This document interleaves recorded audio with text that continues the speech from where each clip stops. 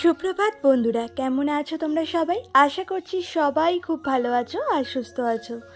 আমার আরও একটি নতুন ভিডিওতে তোমাদের সকলকে অনেক ভালোবাসা আর অনেক অনেক স্বাগত জানিয়ে আজকের ভিডিওটি শুরু করলাম। আর আশা করছি আজকের ভিডিওটি তোমাদের সকলের ভীষণ ভালো লাগবে। তো ভিডিওটি প্লিজ স্কিপ না করে পুরোটা দেখো, আর কেমন লাগলো আমাকে অবশ্যই একটা কমেন্ট করে জানিও।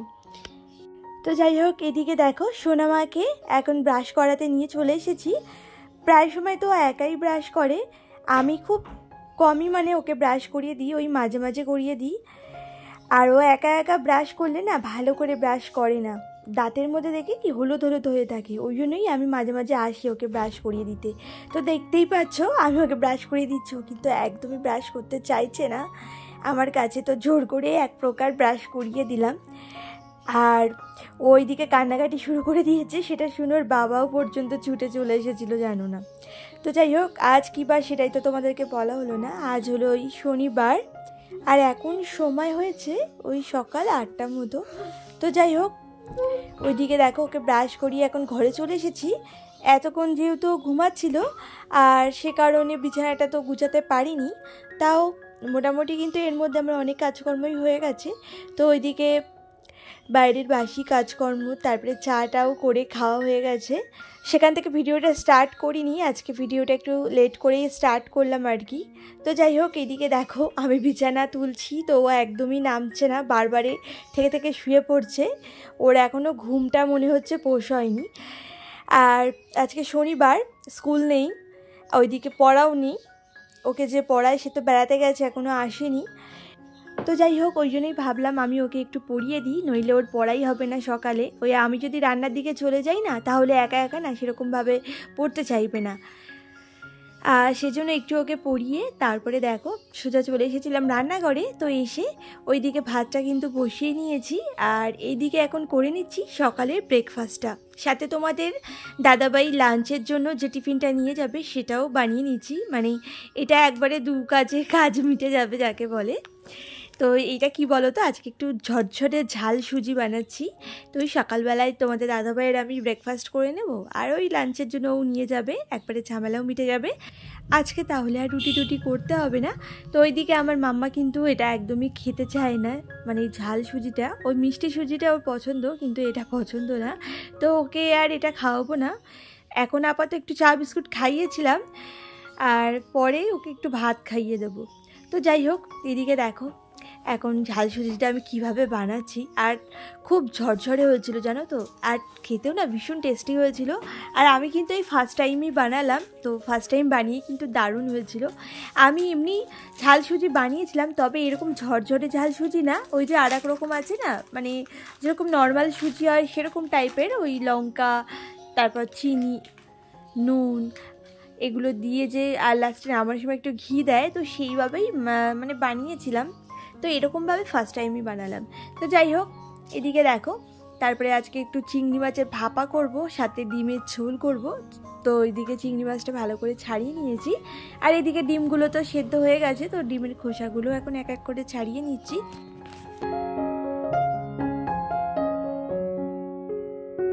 তো যাই হোক, গতদিনের ভিডিওতে আমাকে একটা দিদিভাই কমেন্ট করেছিল, তো সেটা তোমাদের সাথে একটু শেয়ার করি। তো আমাকে টুম্পা লাইফস্টাইল থেকে একটা দিদিভাই কমেন্ট করে বলেছিল, ভিডিওটা খুব ভালো হয়েছে দিদিভাই, কচু বাটা আমিও একবার খেয়েছিলাম, খুব ভালো লেগেছিল, নতুন বন্ধু হয়ে পাশে আছি, বন্ধুকে একটু ভালোবাসা দিও। তো অবশ্যই দিদিভাই, আমিও তোমার ভিডিওটা গিয়ে দেখে আসবো। তুমি আমার পাশে থেকেছো, আমার চ্যানেলটিকে সাবস্ক্রাইব করেছো, সেটা আমার কাছে একটা নোটিফিকেশান এসেছে, আমি দেখেছি। অনেক ধন্যবাদ তোমাকে তার জন্য। অনেক অনেক ভালো থেকো, আর আমিও অবশ্যই তোমার পাশে থাকবো। শুধু তোমার না, আমার পাশে যারা যারা থাকবে আমি সকলের পাশেই থাকবো। আর এদিকে তোমাদের দাদা ভাইয়ের টিফিনটাও প্যাক করে দেবো। তো এইদিকে দেখো টিফিন কোটের মধ্যে ওই যে ঝাল সুজিটা দিয়ে দিয়েছি, আর দেখে কত কম মনে হচ্ছে না, আসলে এই টিফিন কৌটোটা কিন্তু অনেক বড়, ফোনে দেখে হয়তো বোঝা যাচ্ছে না। আর সুজি না পেট ভার করে, আর সেজন্য একটু পরিমাণে কমই দিলাম। তোমাদের দাদাভাই আবার কোনো কিছু না বেশি খেতে চায় না। তো যাই হোক, ওইদিকে ডিমের ঝোল করার জন্য আলুগুলোকে ভেজে নেওয়া আগেই হয়ে গেছিলো, আর এখন ডিমগুলোকেও ভেজে নিলাম। আর এরপরে দেখো কুচানো পেঁয়াজ দিয়ে দিলাম, আর তারপরে আদা রসুন আর একটু পেঁয়াজ একসাথে পেস্ট করেছিলাম সেটাও দিয়ে দিলাম। তো যাই হোক, তারপরে এই যে দেখো ডিমের ঝোলটা এখন ভালো করে কষিয়ে টষিয়ে বসাবো। আর স্পিডটা খুব বাড়িয়ে দিয়েছিলাম রান্নার, নইলে তোমাদের রান্নার দেখতে দেখতে হয়তো বোরিং লাগতে পারে, ওই সেজন্য আর কি। আর আমার রান্নাগুলো দেখতে তোমাদের কেমন লাগে অবশ্যই আমাকে কমেন্ট করে জানিও। আর আমার প্রত্যেক ভিডিওর মধ্যে তো অল্প কিছু হলেও কিন্তু আমি তোমাদের সাথে রান্নাটা শেয়ার করি, আমার ভীষণ ভালো লাগে জানো তো। তো যাই হোক, ওইদিকে দেখো ডিমের ঝোল করতে করতে এই যে সুজি করেছিলাম যে কড়াইতে, তো সেই কড়াইটাও এখন ভালো করে মেজে দিচ্ছি। তো এইদিকে আবার ওই যে চিংড়ি মাছ ভাপাটাও বসাবো। আর এরকম রান্না করতে করতে টুকটাক যে বাসনগুলো পড়ে আমি প্রায় সময় কিন্তু মেজে নিই, তাহলে কিন্তু বাসনের চাপটা একটু কমে, নইলে পরে একসাথে অনেকগুলো বাসন পড়ে তো তখন মাজতে না অনেকটাই কষ্ট হয়। পুরো ভিডিওটা দেখার আগে গত দিনের ভিডিওতে আমাকে আরও যে সকল দিদিভাইরা কমেন্ট করেছিল, তো তাদের নামগুলো আগে তোমাদের সাথে শেয়ার করে নিই।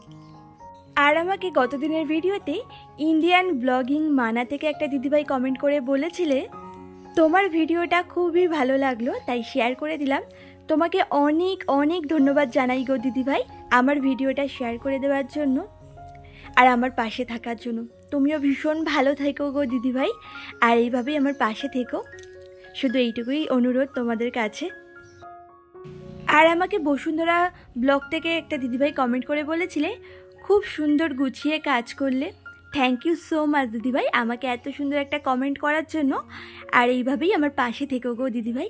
আর এইচএস ফ্যামিলি থেকে আমাকে বলেছিলে খুব ভালো লাগলো ভিডিওটা, খুব সুন্দর, তোমাকেও অনেক অনেক ধন্যবাদ, এইভাবেই আমার পাশে থেকো গো, এইটুকুই অনুরোধ তোমাদের কাছে। তোমরা সবাই যদি আমার পাশে থেকো তাহলে একদিন আমিও তোমাদের সকলের মতো এগিয়ে যেতে পারবো। তো ইউটিউবে এটা কিন্তু আমার ফার্স্ট চ্যানেল নয়, সেকেন্ড চ্যানেল।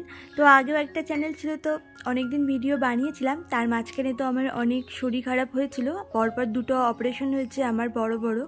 তো একবার তো মৃত্যুর মুখ থেকে ফিরে এসেছি বলতে গেলে। তো এইসবের কারণে অনেকটা কিন্তু গ্যাপ পড়ে গেছিলো, ডেলি ভিডিও বানাতেই পারিনি। আর সে কারণে না চ্যানেলটা আস্তে আস্তে ডাউন হয়ে গেছে, তার জন্যই সেটাকে ছাড়তে বাধ্য হয়েছি আর কি। জানি না কবে ঈশ্বর আমার দিকে মুখ তুলে তাকাবেন, কবে যে আমি এই চ্যানেলটাকে দাঁড় করাতে পারবো, কবে যে সফলতা পাবো জানি না। তো তোমরা সকলে যদি আমার পাশে থাকো তাহলে অবশ্যই আমি সফলতা পাবো, এটা আমার বিশ্বাস। তো দেখা যাক, চেষ্টা তো করছি, কি হয়। তো যাই হোক, এইদিকে দেখো এখন চলে এসেছি ঘরে। তো সকালবেলায় না ঘরটা ডাস্টিং করা হয়নি, যেহেতু বিছানাটা তখন তোলা হয়নি, যখন বাইরের বাসি কাজকর্মটা সেরেছিলাম, সেজন্যই আর কি ঘরটা ডাস্টিং করা হয়নি। তো তারপরে তো সোনামাকে পড়তে বসিয়ে সোজা রান্নাঘরে চলে গেছিলাম, আর তাই ভাবলাম একেবারে রান্নাবান্নাটা কিছুটা কমপ্লিট করে নিই, তারপরেই না হয় এসে একেবারে ঘরটা ডাস্টিং করে ঘরটাকে মুছে ফেলবো। তো দেখো সেটাই করলাম, ওই যে ঘরটা ডাস্টিং করে ঘরটা মুছে ফেললাম।